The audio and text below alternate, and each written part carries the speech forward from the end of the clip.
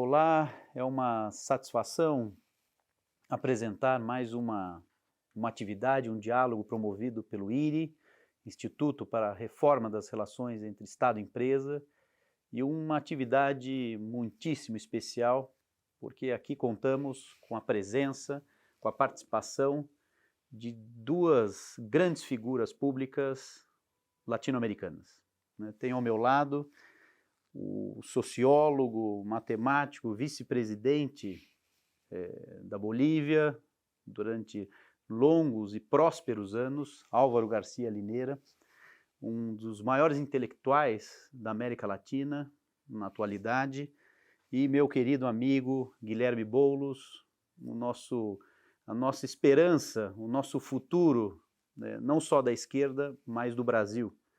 E também para além das suas, da sua forte militância política, é um grande intelectual e uma pessoa cuja intervenção pública faz muito bem ao Brasil e hoje tem um papel decisivo no Brasil.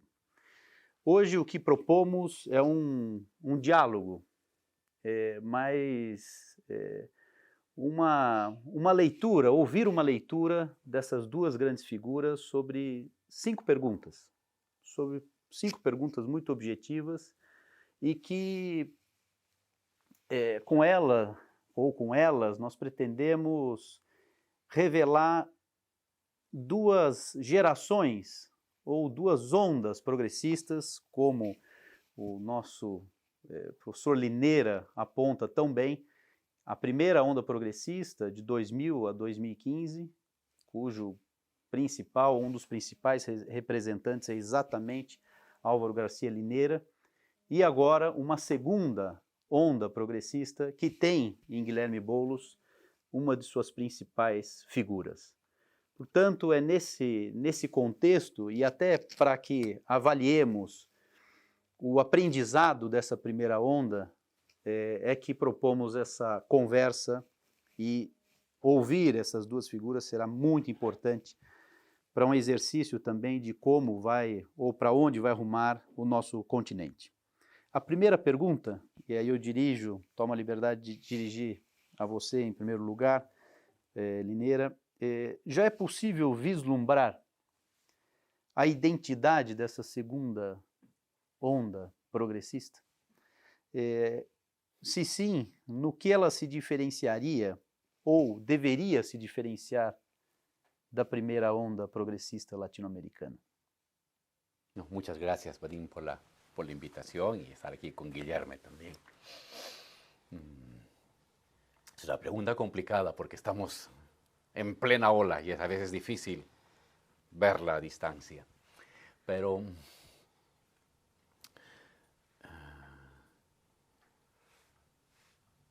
cuando uno ve el primer gran momento del progresismo latinoamericano y lo compara con este segundo gran momento, puede establecer diferencias que no lo hacen ni mejor ni peor, simplemente distinta. Lo común es de que son fuerzas progresistas de izquierda que están pensando en justicia social, en distribución de la riqueza, en papel del Estado como promotor de desarrollo. Eso es lo común. Pero lo diferente es que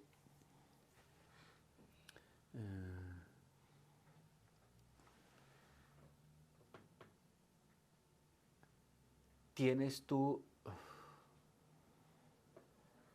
gobiernos más moderados. Hoy es un progresismo más moderado, por varios motivos. Tienes unos sectores de derecha más radicalizados que te van colocando los frenos. En los años 2000 la derecha estaba derrotada moralmente, que es la peor derrota. Hoy no. Hoy la derecha está encostrada y enfurecida. Eso te pone límites.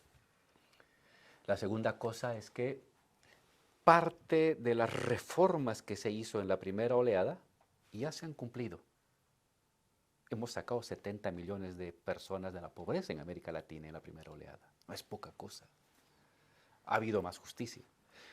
Esas reformas ya se cumplieron y todavía no está claro las nuevas grandes reformas. En particular, la gran deuda que tiene esta segunda oleada progresista es no solo redistribuir riqueza, que hay que hacerla para acabar con tanta injusticia, sino un sistema productivo, un tramado productivo que le dé a esta redistribución de la riqueza largo aliento y sostenibilidad. Y ese es un reto que no está todavía muy bien desgranado de cómo vamos a hacerlo. Y la tercera cosa que yo vería es que cuando se dio la primera oleada, éramos un proyecto disruptivo. Pateábamos el escenario electoral tradicional. Y hoy, en esta segunda oleada, el progresismo ya forma parte estable del sistema político. Y quizás vamos a pasar de un sistema bipartidario de derechas de los años 80 y 90, de un bipartidismo de derechas, a un bipartidismo de extrema derecha y de izquierda. Pero ya el progresismo es parte del sistema político nuevo. Y eso también modera tus posibilidades, ¿no? Entonces, yo creo que el rostro de este nuevo progresismo se está construyendo, pero al menos tiene esas tres características. Pero no sé qué dice Guilherme. Não, primeiro, agradecer, Valim, pela iniciativa e agradecer a companhia, a disposição do nosso grande mestre, uma referência para nós, que é o Álvaro Garcia Lineira, para fazer esse bate-papo. Eu concordo com o diagnóstico que faz o Álvaro, mas vou para um outro lado, que é o lado das perspectivas desse novo ciclo que, como o Álvaro disse, está embrionário. Ele está em construção.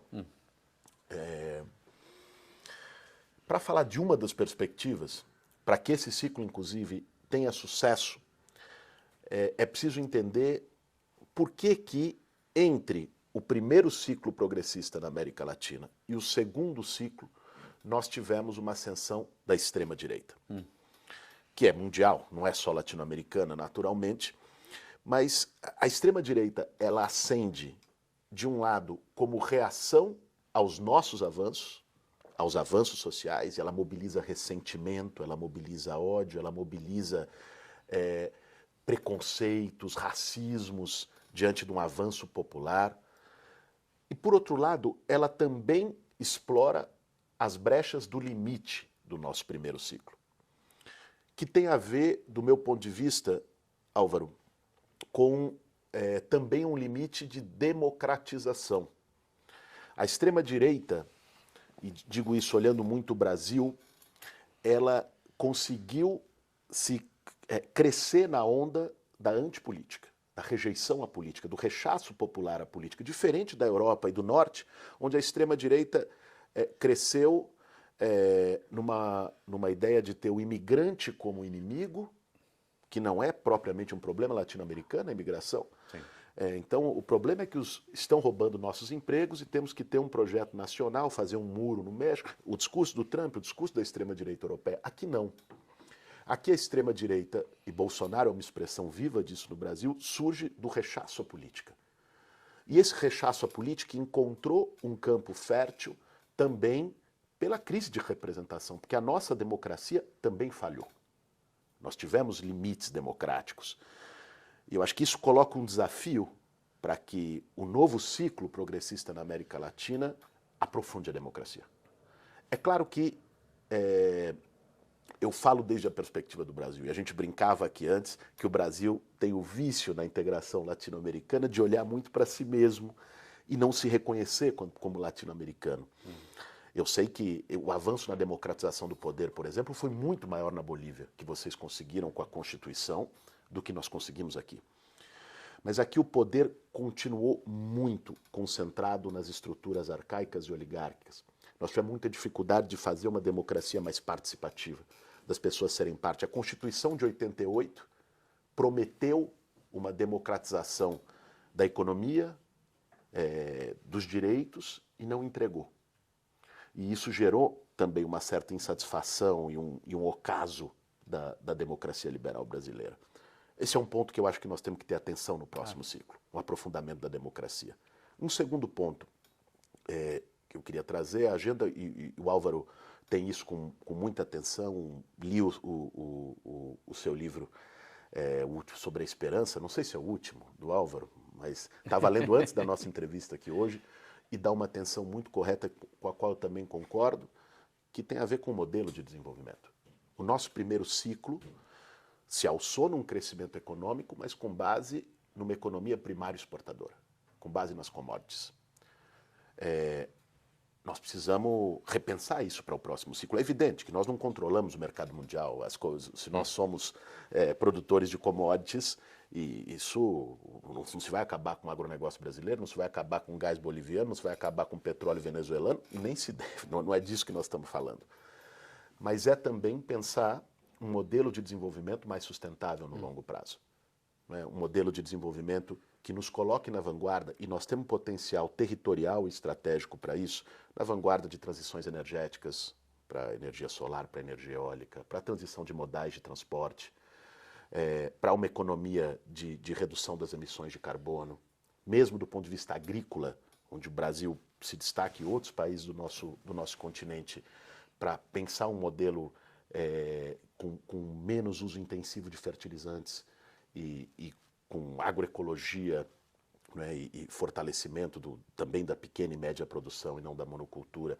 Há um desafio do ponto de vista ambiental que esse segundo ciclo precisa encarar de frente. E uma terceira e última questão, eu acho que diz respeito a uma diferença de momentos. Mesmo que o segundo ciclo progressista quisesse repetir ipsis literis o primeiro, não conseguiria. A América Latina de hoje não é a mesma de 20 anos atrás. O Brasil de hoje tampouco é o mesmo de 20 anos atrás.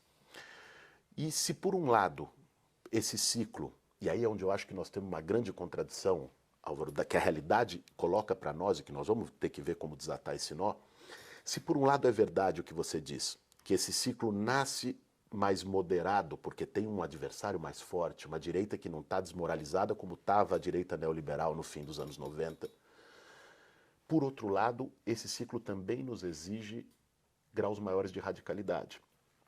Explico. Novamente com o exemplo do Brasil. Qual foi o arranjo que o Lula fez de forma muito hábil quando ganha as eleições em 2002? Ele percebeu que a correlação de forças era boa, tinha apoio, mas ele precisava também fazer acordos, fazer pactos. Então, o Lula constrói a margem de manobra para fazer políticas sociais de combate à pobreza, de ampliação do mercado de consumo interno, de crédito, não enfrentando, por exemplo, um tema como uma reforma tributária progressiva, enfrentando privilégios históricos, o conflito distributivo em si. Mas contando com uma economia mundial que crescia muito, na esteira do crescimento chinês, com uma demanda de commodities alta, e com isso fazendo política social pelo manejo orçamentário. Então o orçamento da União crescia e você destinava uma parte desse orçamento para os pobres. O Lula mesmo diz isso como colocar o pobre no orçamento. Ele fala que uma maior vitória do governo dele foi colocar o pobre no orçamento. E foi. Só que hoje, nós estamos com o Brasil novamente, um país devastado, um continente também muito machucado pela pandemia, pela crise econômica. É claro que você tem uma nova alta do preço das commodities que a gente não sabe o quanto dura, mas a margem de manobra para você fazer políticas sociais e avançar em direitos hoje sem enfrentar o conflito distributivo, ela é menor do que ela era 20 anos atrás. E eu acho que isso nos dá uma contradição.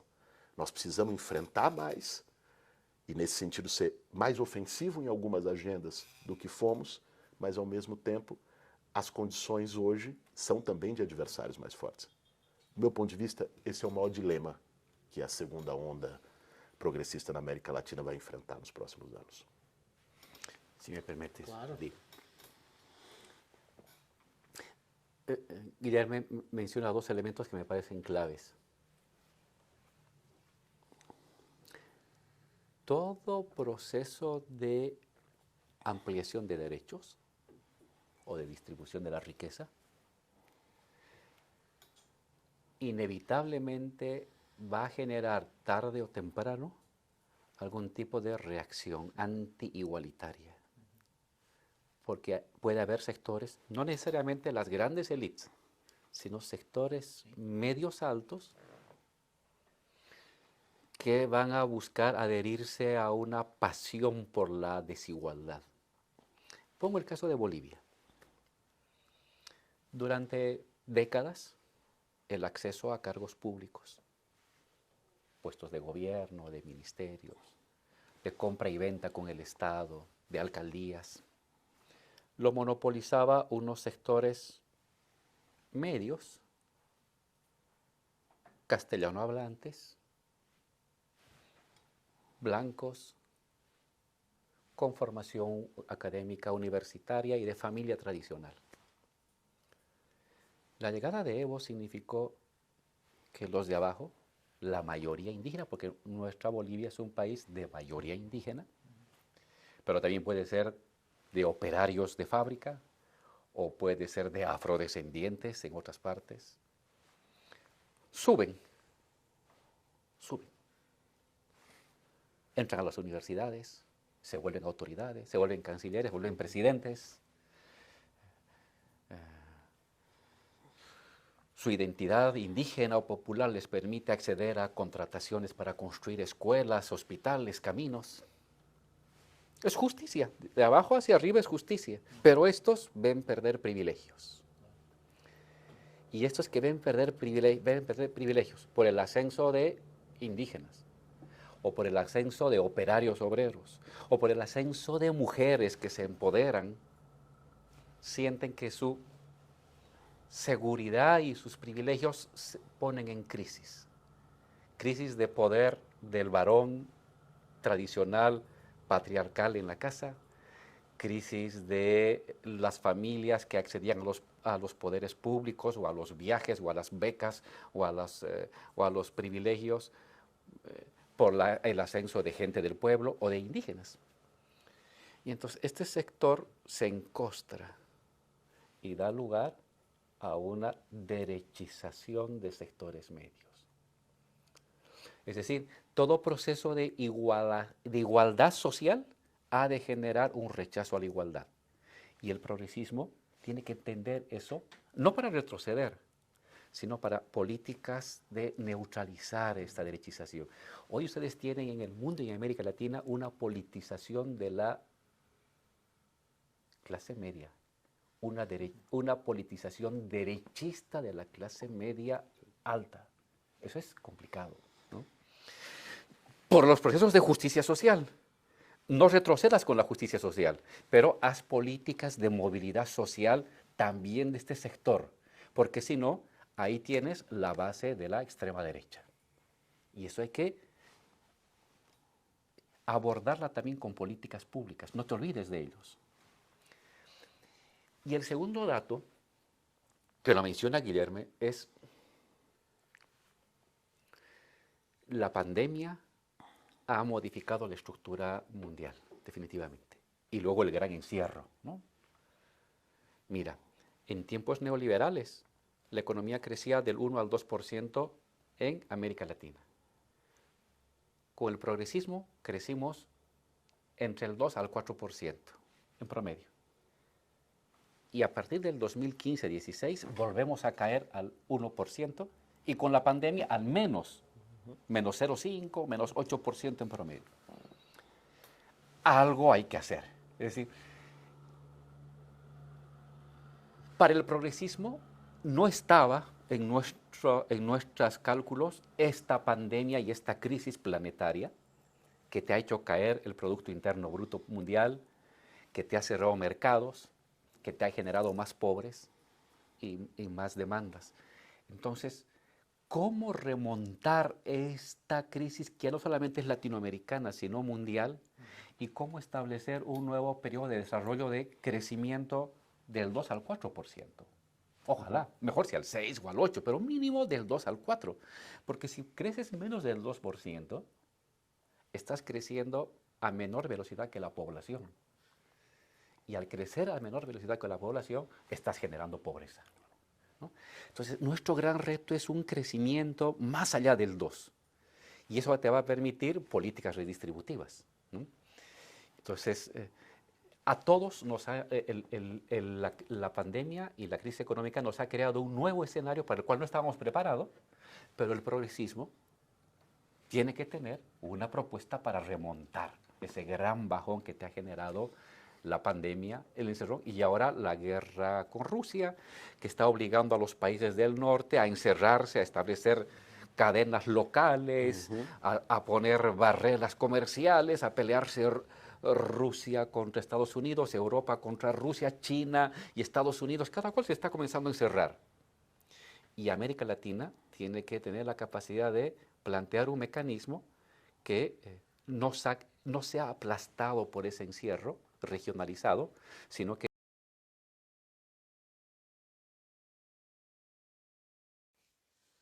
Muito bem. A primeira onda progressista, ela se encerrou com diversas rupturas institucionais, seja por meio de golpes de Estado clássicos, ou a ocorrência de lawfare. Então, isso se nota não só na Bolívia, Brasil e em outras partes. E também se verifica essa consolidação de uma extrema-direita, que era algo que não tínhamos, né, bem desenhado na primeira onda. Como fortalecer a democracia? Ou seja, porque nós tivemos uma prova da fragilidade da democracia latino-americana. Como fortalecer a democracia no atual cenário? Mira, yo creo que el gran aporte del progresismo latinoamericano, y hay que perseverar en ello, es la izquierda llega al gobierno con elecciones. Es nuestra bandera. Y es nuestra conquista y es nuestro aporte.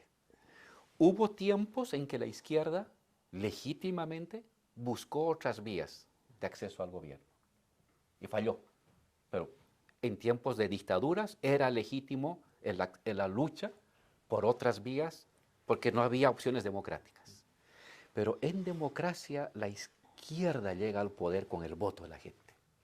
Y más bien, para quien la democracia es un estorbo, van a ser para los sectores más conservadores. Bolivia es un ejemplo, pero Trump es otro ejemplo. Trump demuestra de que la democracia es un estorbo y lanza a su gente al parlamento a que impidan la consagración del voto de la gente. Y en Bolivia saca a los militares y a los policías. Y ahí, frente a eso, la izquierda tiene que renovar, reafirmar.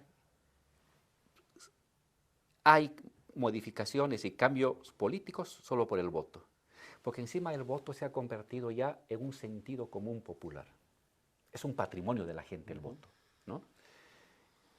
Y hay que sostenerlo. La defensa del voto. La única manera de modificar y cambiar gobiernos en un sistema democrático es con el voto. No es con triquiñuelas legales, no es con asaltos policíacos ni militares, no, es con el voto. El voto. Hay que defender esa conquista y reforzar esa conquista. Y la segunda, la democracia viene asociado con el progresismo a la igualdad. La democracia también tiene que entrar por el bolsillo. La democracia también tiene que traducirse en que mi hija pueda comer 3 veces al día. Mi hija puede ir al colegio y a una universidad pública.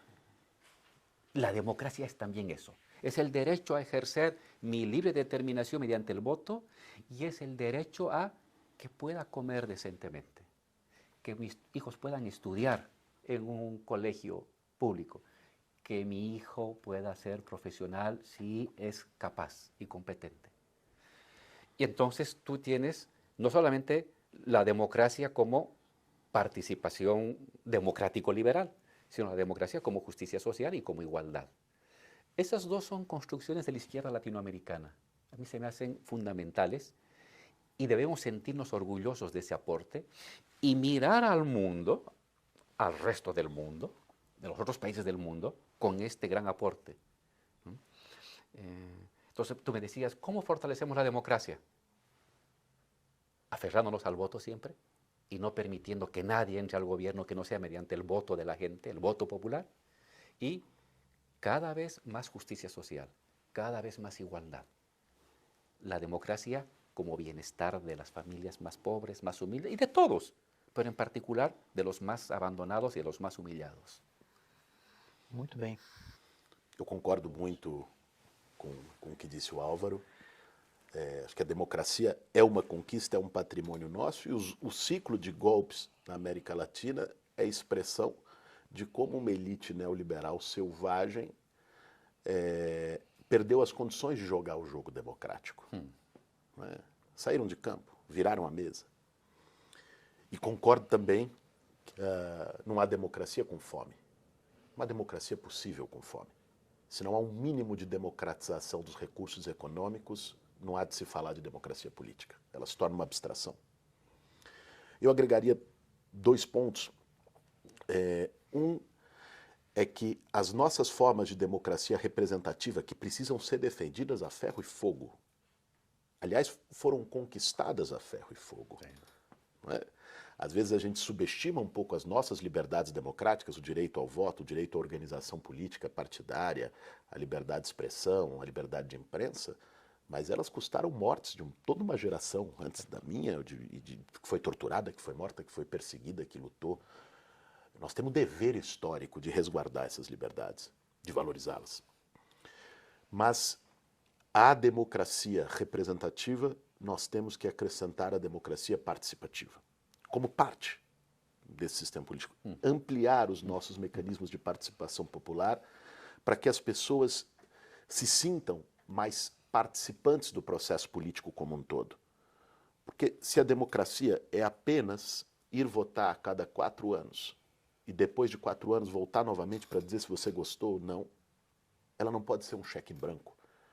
Democracia precisa envolver mecanismos de participação no orçamento, nas formas de deliberação, em conselhos, em plebiscitos, em referendos. E a Bolívia, quando o Álvaro e o Evo estavam no governo, foi um exemplo disso. Né? A Constituição boliviana, eu tive a oportunidade, Álvaro, de estar em La Paz, fui para um encontro de movimentos sociais, 2000 e em El Alto, o encontro, quando estava no debate de aprovação da Constituição. E teve uma cena que me marcou demais. Aquela praça principal de La Paz, né, onde não é a do Palácio, é aquela praça da Avenida, onde tem o terminal de ônibus. São Francisco. Praça São Francisco. E, de repente, tinha um grupo de pessoas reunidos. Aqui acontece muito, são os evangélicos pregando a Bíblia e se reúne gente em volta. E eu estava passando com a minha companheira, fui ver o que era o grupo. Eram pessoas lendo os artigos da Constituição e as pessoas discutindo em praça pública. Então, ali houve um processo, as pessoas incorporaram o processo político para elas. Claro. Isso é muito importante para a democracia, para as pessoas se sentirem parte da democracia, para entender que quando há um ataque à democracia, é um ataque a elas também, não é um ataque a uma formalidade política. E uma segunda questão que nós vimos também na ascensão da extrema-direita, aqui com Bolsonaro de maneira muito forte, com Trump, com o Brexit no Reino Unido, o que foi a Cambridge Analytica. A democracia não pode ser sequestrada pelas grandes corporações de Big Data, pelas grandes corporações tecnológicas. Nós precisamos de marcos, da mesma forma que nós tivemos marco civil da internet, nós precisamos de um marco regulatório do Big Data, né, dos dados. Quer dizer, não pode ficar na mão do dono do Twitter, do dono do Facebook, do dono do Google, definir o que pode e o que não pode. Definir se as pessoas vão ser responsabilizadas ou não por fazer correntes de fake news, de mentiras que definem os processos eleitorais, e nós tivemos oportunidade de ver isso.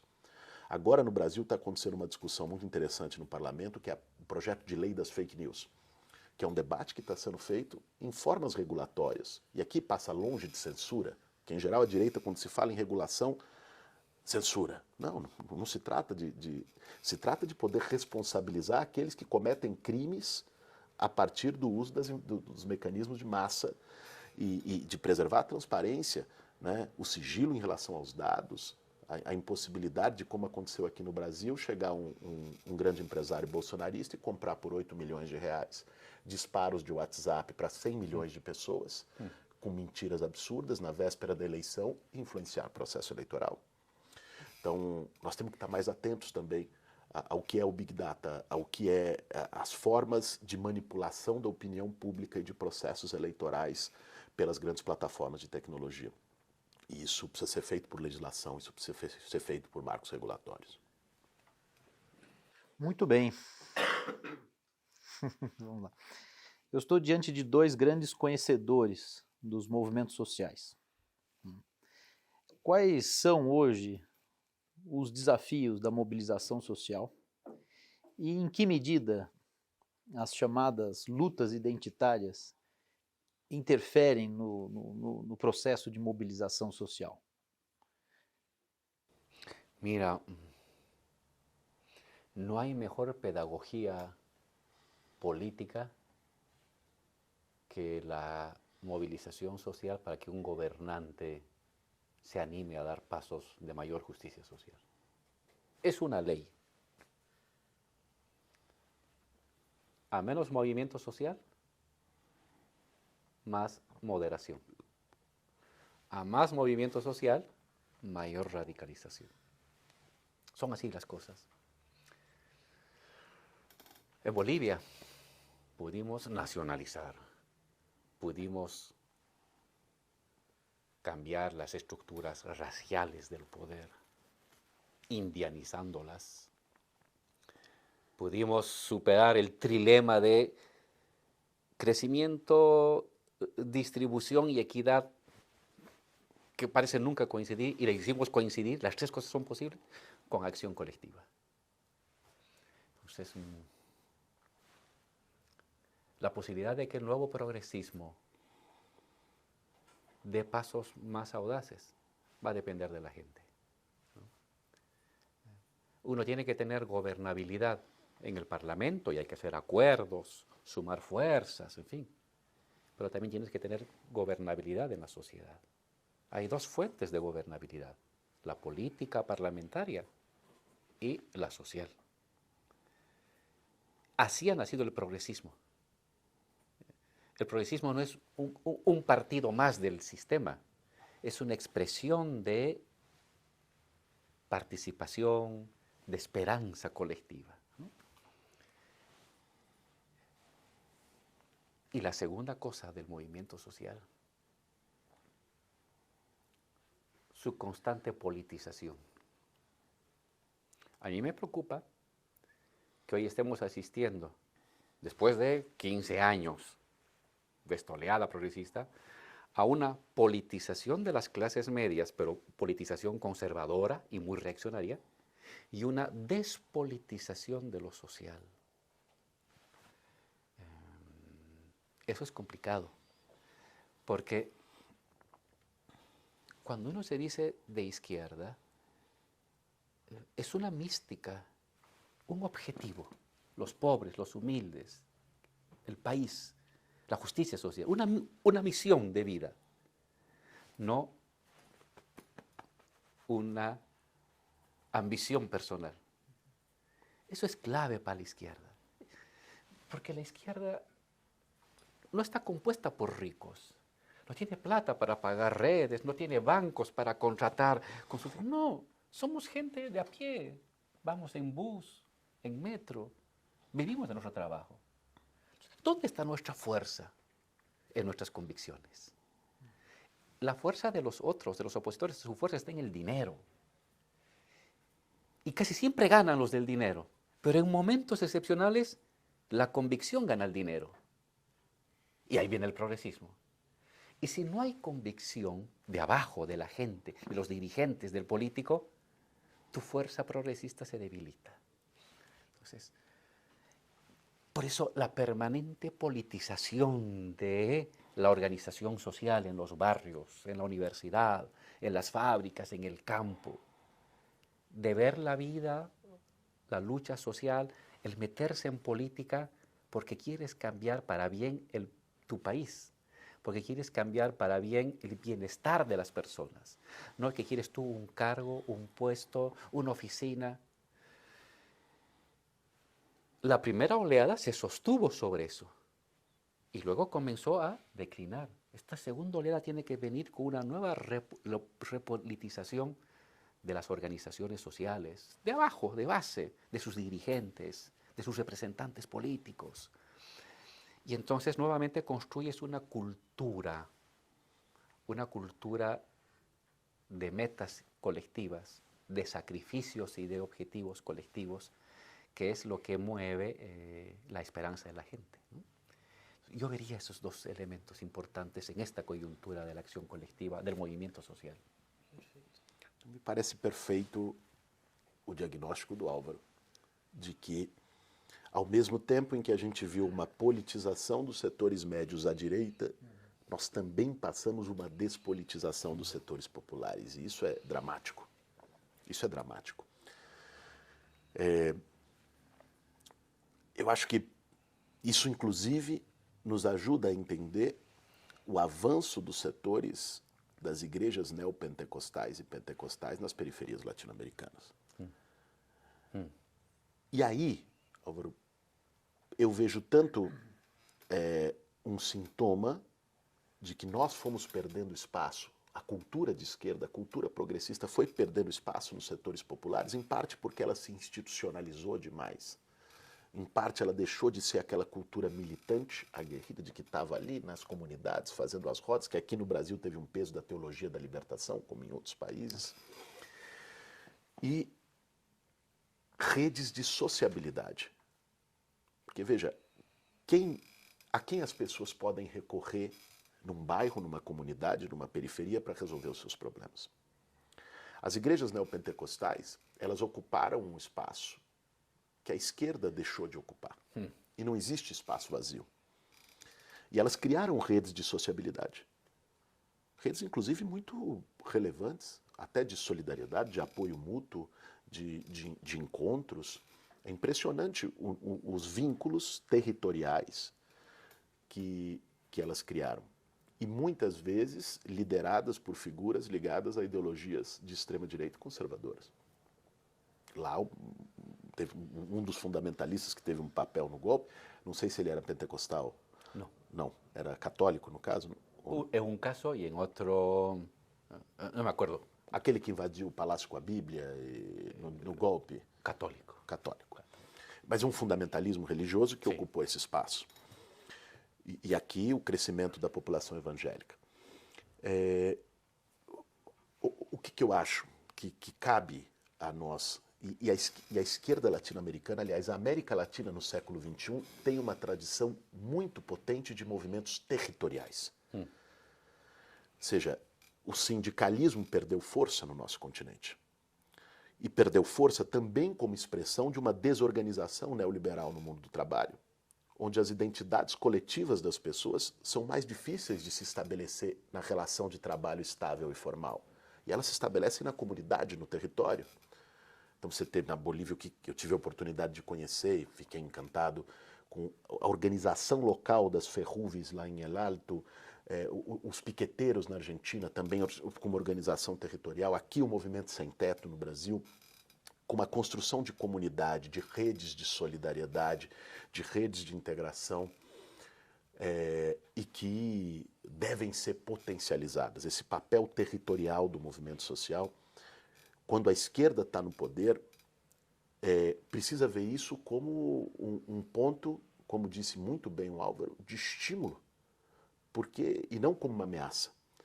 Porque o que ocorre é o seguinte, as pressões do outro lado, as pressões do capital, as pressões das elites políticas, das oligarquias políticas contra um governo progressista são terríveis. Nós precisamos ter uma contrapressão popular para que a gente avance nas nossas agendas e nas nossas pautas. Acho que esse é o grande papel do movimento social latino-americano e que se construiu com muita força a partir dos territórios. Inclusive uma frase, é óbvio que ela é hiperbólica, de um dos movimentos piqueteiros argentinos, me chama muita atenção, eles diziam, qual era o lema deles, a consígnia? A nova fábrica é o bairro. Diziam com isso, aqui nós estamos construindo também um espaço de potência comunitária, de organização coletiva, de identidade de classe e de lutas importantes. Nós precisamos valorizar mais isso. E só um complemento, Valim, você colocou na tua pergunta os movimentos identitários.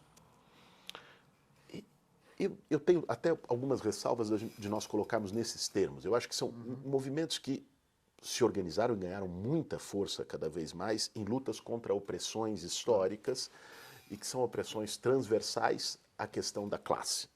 Né? Opressões de gênero. Eu prefiro lutas democráticas. É que, Democráticas, que são pautas geralmente civis, assim se categoriza, né? Mas Não, eu estou de acordo.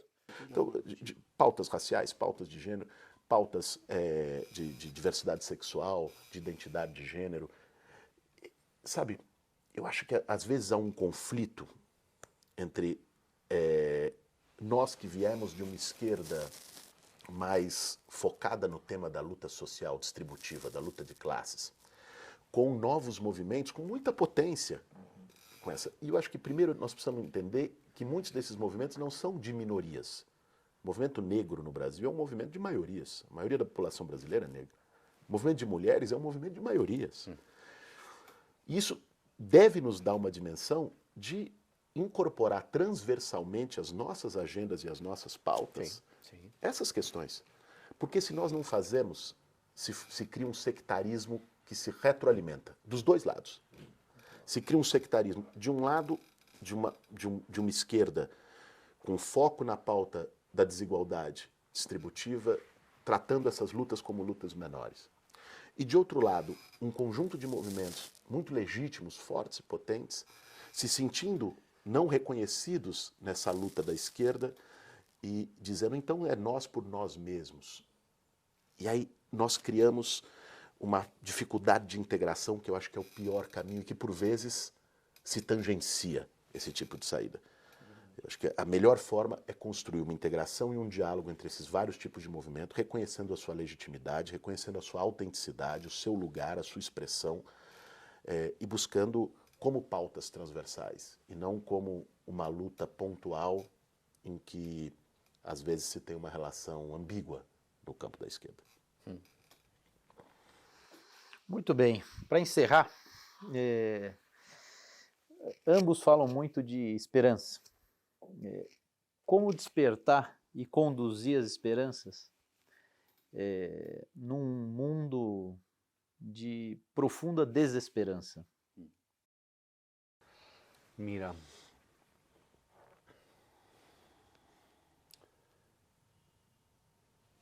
es el espíritu del tiempo, la desesperanza. ¿Por qué? Porque los grandes relatos, las grandes ideas fuerza dominantes que dirigieron la vida de la humanidad durante 40 años han comenzado a debilitarse. Van a durar todavía un buen tiempo, pero han comenzado a debilitarse. Desde los años 80, libre mercado, privatización, Estado mínimo, globalización, emprendedurismo, eran ideas fuerza que articulaban el imaginario de la gente. Clases altas, clases medias y clases bajas. Esto comenzó a debilitarse en América Latina con la primera oleada. Se resquebraja, hay crisis, hay frustración, emerge el progresismo. Pues esto que ha pasado en América Latina se está ahora reproduciendo en el mundo. Claro, te hablaban del libre mercado y resulta que viene Biden con un decreto y saca de la globalización al 20% del territorio terráqueo y al 15% de la humanidad, con un decreto. Pero no que la globalización era un hecho natural, inevitable, y resulta que un decreto desglobaliza. Los rusos no pueden estar ya en los circuitos financieros, no pueden vender su carbón, no pueden vender su petróleo, no pueden sacar, les han quitado su dinero, sus dólares guardados en bancos europeos, es una locura. Pero entonces, Para los europeos y norteamericanos, mira qué valientes, tienen poder. Pero para la gente dice, oye, me decías que el libre mercado era natural y ahora resulta que no. Me decías que la globalización era inevitable y ahora resulta que tú desglobalizas. ¿A quién voy a creer? Vienen los alemanes y se pelean con los franceses por los respiradores durante la pandemia y ahora dicen los chinos no pueden entrar porque son nuestros enemigos y el 5G no puede ser chino. Pero ¿de quién hablaba antes de fronteras? Globalización es compro lo más barato y punto. Y ahora no, chino sí, chino no. Nos habían dicho durante 40 años que el Estado debía tener austeridad fiscal. Y disciplina fiscal era la palabra. Y ahora resulta que Europa imprime euros y Estados Unidos saca la maquinita y imprime dólares. 13 billones de dólares se han impreso en 2 años por decisión política. Es como si ahorita el gobierno dice, bueno, voy a imprimir más billones de reales para regalar a la gente. Eso han hecho en Estados Unidos para salvar a las empresas en el gran encierro. Entonces, los grandes relatos, los grandes mitos unificadores se debilitan, se resquebrajan. ¿Y eso qué genera en las personas? Incertidumbre. ¿Qué es la verdad? ¿Qué es el futuro? A eso yo le he llamado un tiempo liminal, que es un concepto que viene de la antropología. Sabes lo que ya no está bien, lo que se está acabando, pero no tienes la menor idea de lo que viene. Y cuando sucede eso, hoy, estupor, confusión, incertidumbre. Y en medio de eso comienzan a surgir propuestas. Ahorita hay una especie de quiebre del horizonte predictivo. Los seres humanos, los colectivos, la mamá, el papá, el taxista, imagina siempre un horizonte hacia dónde va a dirigir su esfuerzo, su sacrificio, su ahorro. Imaginamos un horizonte. Pero cuando se nos quita el horizonte, nos da estupor, parálisis, incertidumbre, desazón. Eso no puede durar mucho. En América Latina, a eso comenzamos a buscar salidas progresistas o salidas reaccionarias muy conservadoras. En el mundo también va a pasar eso. Ahorita es el estupor. Se derrumban las viejas creencias y no hay nuevas. Pero eso no puede durar una década. Te dura 1 año, 2 años, 3 años. La gente no puede vivir indefinidamente en la incertidumbre estructural. Va a aferrarse a algo. O al progresismo o al conservadurismo autoritario. A lo que sea. Porque la gente necesita una certidumbre imaginada. Es un momento muy complicado.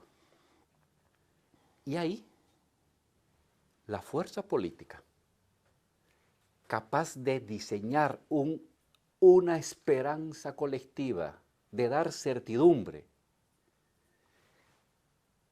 va a articular el esfuerzo de la sociedad. Las izquierdas, el progresismo, el mundial latinoamericano, tiene la labor de pelear por eso. Es decir, un principio de esperanza. La política es el monopolio de las esperanzas de la sociedad. ¿Quién monopoliza las esperanzas? Es poder. Entonces, ahorita hay desesperanza, pues hay que producir, y este es un reto a las izquierdas, produzcamos realistamente desde la sociedad, con las posibilidades, con nuestras fuerzas, una flecha de futuro. Porque si no hacemos nosotros esa flecha de futuro, llamada esperanza, lo van a hacer otros. Y esos otros pueden ser represión, autoritarismo, violencia, mano dura. Hay quienes están diciendo eso. Ante semejante desbarajuste hay que venir aquí a imponer mano dura, ¿no? Y si la izquierda no tiene su esperanza y disputa y pelea por la esperanza, porque la esperanza es un espacio en disputa. Y si perdemos ese espacio de disputa de esperanza, cuando la gente busque, pase del estupor a la búsqueda, la derecha va a tener preparada. Y no solamente un regreso hace 20 años, va a ser un regreso hace 40 años, a la mala, ¿no? Entonces, las izquierdas tienen el gran reto de producir el horizonte de expectativas de la sociedad, la esperanza.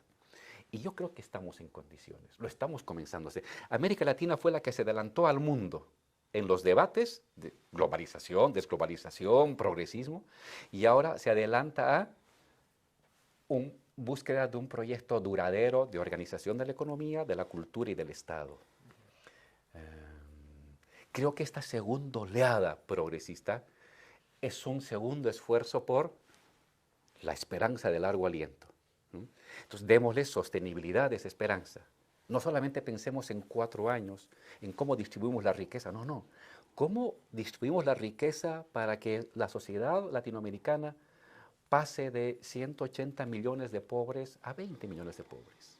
Para que la sociedad latinoamericana se industrialice y utilice sus materias primas y su capacidad industrial que tiene Brasil y que tiene México y que tiene Argentina y sus ingenieros y sus técnicos y su mercado de 650 millones de personas para salir adelante en un mundo que se está deshaciendo y en el que todos se están mascando, se están retaseando el mundo, que América Latina salga adelante. Y hagamos la transición energética y hagamos una economía con 0 emisiones de carbono de aquí a 30 o a 40 años y que no haya ni un solo pobre en las calles durmiendo en las veredas y que toda familia del campo y de la ciudad pueda acceder a la universidad si quiere estudiar una carrera de manera gratuita y si me enfermo y tienen que operarme haya un seguro social que... Hay un conjunto de tareas que podemos colocarlas como el gran horizonte al cual juntar fuerzas y voluntades colectivas. Entonces, este es un buen momento para que la izquierda no solamente se proponga administrar, sino producir el nuevo futuro. Y en verdad esto es un producto de la generación de ustedes. Ustedes son mucho más jóvenes. Yo ya vengo de la vieja batalla. Les toca a ustedes, ¿no? Les toca a esta nueva generación producir eso, producir. Nosotros dimos un paso y ahora les toca a ustedes, con nuestro apoyo, nuestro acompañamiento, de mejorar. Si el primer progresismo sacó a 70 millones de pobres, acabó con la pobreza de 70 millones de personas, pero el segundo progresismo tiene que acabar con 150 millones. Tiene que acabar la pobreza de 150 millones y convertir esos 150 millones en clase media, en consumidores medios, en gente que come 3 veces al día. Entonces hay muchas tareas por hacer, pero la clave es monopolio de la esperanza. Monopolio de la esperanza. Tienes el monopolio de la esperança, tienes el poder político. Muito bem. O Álvaro trouxe, acho que brilhantemente, essa perspectiva de um projeto de esperança a partir do macro, né, de um programa de sociedade, de um programa de futuro. Eu vou fazer um ligeiro aporte a partir de uma outra perspectiva, que é uma perspectiva, eu diria, mais psicológica e ética. A nossa sociedade também hoje, as nossas sociedades, enfrentam uma patologia social que é a depressão. Nossas sociedades enfrentam, e a América Latina também sofre com isso, um processo brutal que o neoliberalismo acelerou de desenraizamento comunitário, de perda de senso coletivo. Nós fomos nos tornando, nos últimos 40 anos, as sociedades do cada um por si, do individualismo, da solidão e portanto, da depressão. Depressão, inclusive, clínica. O número de deprimidos e de pessoas medicadas é brutal no nosso continente. A cidade de São Paulo, num estudo feito há 5, 6 anos, entre cidades de 25 países, é aquela com maior incidência de depressão e ansiedade. Eu acho que a desesperança, a falta de perspectiva também tem a ver com o desenraizamento, a perda dos laços e dos vínculos coletivos e comunitários. As pessoas se sentindo sozinhas no mundo. E isso não é apenas um espectro psicológico, ele é social. Ele é produzido socialmente. Basta ver o que o aumento da segregação e da fragmentação da vida nos grandes centros urbanos, onde vive a maior parte das nossas populações. Uma cidade mais segregada, o que o David Harvey chama da cidade fantasma. As pessoas ali num espaço segregado e homogêneo do condomínio residencial e vão... A cidade é um local de passagem para o condomínio empresarial, para o condomínio comercial, para o shopping center. E os espaços coletivos, os espaços de convivência se perdem. E não existe esperança sem convivência, sem coletividade. Aliás, é justamente essa perda da convivência que deu toda a abertura para a ideologia de extrema-direita. Quando você não convive com o outro, quando você não sente o outro, você abre o espaço para a intolerância, para a falta de empatia, para a incapacidade de sentir a dor do outro, para a indiferença em relação ao sofrimento do outro. E esses valores nos quais a extrema-direita se alçou foram produzidos também por um modo de vida do cada um por si. Eu acho que o resgate da esperança passa muito pelo resgate das lógicas comunitárias e das redes de relação comunitária. Isso não é um pensamento idílico de retorno. Não se trata disso. Se trata de reconstruir vínculos e redes com base na solidariedade, que é a base da sociedade que a gente quer, com base em relações comuns de troca, que passam pelos bairros, que passam pelo cooperativismo, que passam pelo que fazem os movimentos sociais, também criando espaços locais e comunitários de poder, pela cozinha coletiva e solidária, que é um espaço de encontro, pelas articulações de cultura periféricas e comunitárias, pelo cooperativismo. Existe uma experiência incrível nas periferias de Buenos Aires de que as cooperativas dos bairros, ligadas aos movimentos piqueteiros, assumiram a gestão dos serviços comunitários. Então você criou cooperativas de serviços e isso vincula o senso comunitário. Isso dá esperança. A esperança é coletiva, não existe esperança de alguém sozinho no mundo. A esperança se dá em torno da relação humana e do projeto coletivo. Eu aprendi muito isso ali em Álvaro. Minha trajetória vem do movimento sem teto. Há 21 anos eu estou no movimento dos trabalhadores sem teto, no movimento social, que faz ocupações urbanas em terrenos abandonados, com milhares de pessoas, para lutar por moradia. Impressionante o quanto, quando aquelas pessoas que sofrem o mesmo problema, humilhações, que são despejadas, que viviam na rua ou que não conseguiam pagar o aluguel, se juntam ali para lutar, o quanto aquilo cria uma potência coletiva. O quanto aquele encontro de pessoas que se sentiam nada, desvalorizadas, invisibilizadas, essas pessoas, no encontro coletivo, nas redes de solidariedade, no mutirão da cozinha, no mutirão de limpeza, na assembleia, na luta comum, isso gera um processo de empoderamento coletivo e de esperança coletiva incrivelmente potente. Eu vi isso acontecer várias vezes diante dos olhos nas ocupações e na luta social. E eu acho que a esperança passa pelo engajamento social, passa pelo engajamento coletivo, que nós precisamos recuperar cada vez mais. Muito bem. Álvaro Garcia Lineira, Guilherme Boulos, muito obrigado por esse extraordinário momento de reflexão. Agradeço também a todos que nos acompanharam nessa entrevista e esperamos contar com a sua colaboração. Nem vou dizer isso ao Boulos, que ele faz parte do IRI, ele faz parte da condução do nosso instituto, mas esperamos com absoluta sinceridade que tenhamos a oportunidade de contar com a sua brilhante colaboração em outros momentos. Muchas gracias. Obrigado, Álvaro. Obrigado.